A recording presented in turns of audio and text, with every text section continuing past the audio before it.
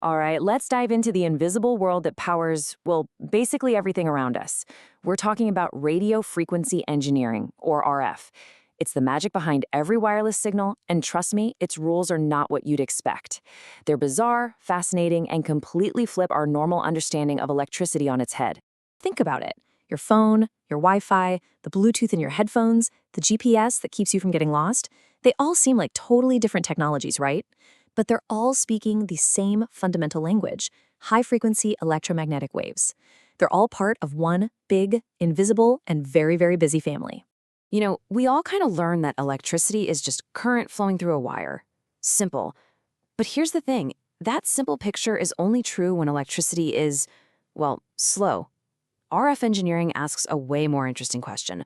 What on earth happens when that electrical signal starts oscillating, not 60 times a second, but billions of times a second? So let's start with what we know. At low frequencies, like the power coming from a wall outlet, electricity is beautifully predictable. A wire really is just a pipe for current. The electrons flow through it like water, the rules are straightforward, and everything makes perfect sense. This brings us to a really core concept, and it's a bit of a mind bender, the idea of being electrically short. See, at those low frequencies, the wavelength of the signal is absolutely colossal. We're talking thousands of kilometers long. That's a single wave that could stretch from New York City all the way past Los Angeles. So for any normal circuit you can hold, the signal is basically everywhere, all at once. And here's what that actually looks like. In a simple circuit like this, if you were to measure the voltage along the wire, it would be a completely flat line. Because the wire is electrically short, the signal doesn't really have to travel at all. It just appears across the entire length pretty much instantaneously. The voltage is the same at the beginning, the middle, and the end. Okay, but this whole world of simple rules, it completely shatters the moment we start cranking up the frequency. For the gigahertz signals inside our phones and Wi-Fi routers, that massive coast-to-coast wavelength shrinks down to just a few centimeters. And this is where things get really, really weird. Now, look at this. On that exact same physical wire, the behavior is completely different. The signal doesn't appear instantly anymore. No way. Instead, it actually propagates, traveling down the wire like a wave rippling across a pond. And what that means is that at any single snapshot in time, the voltage is actually different at different points along the exact same piece of copper. And this, right here, is the absolute key. RF engineering stops being about just managing a simple flow of current. It's now all about designing circuits to precisely control and guide these electromagnetic waves that have suddenly appeared.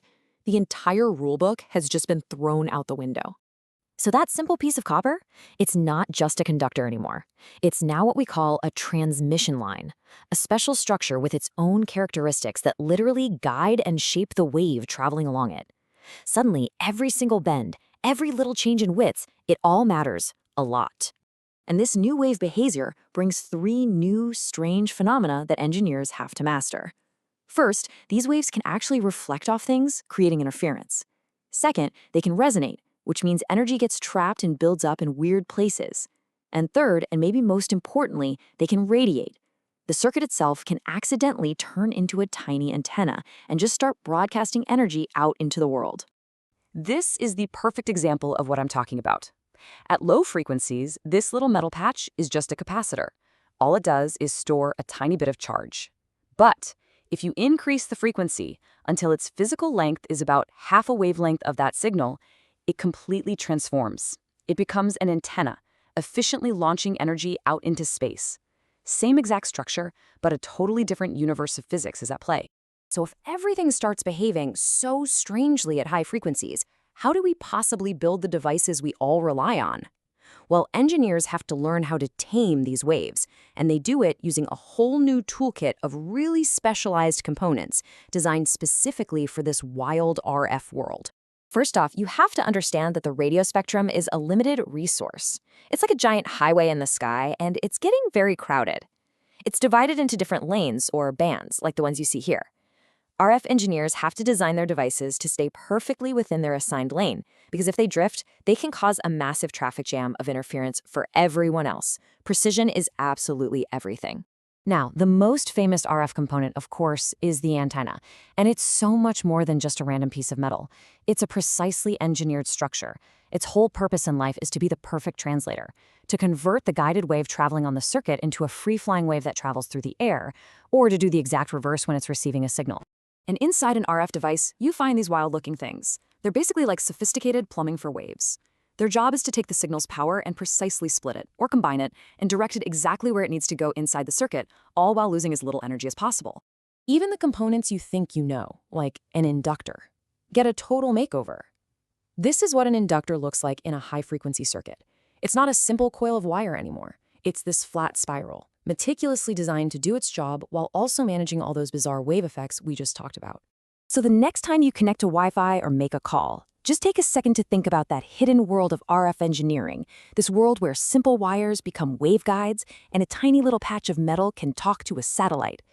As we push for faster and faster connections for 6G and beyond, the challenge just gets bigger. How will we continue to master these invisible waves to build the future of how we all connect?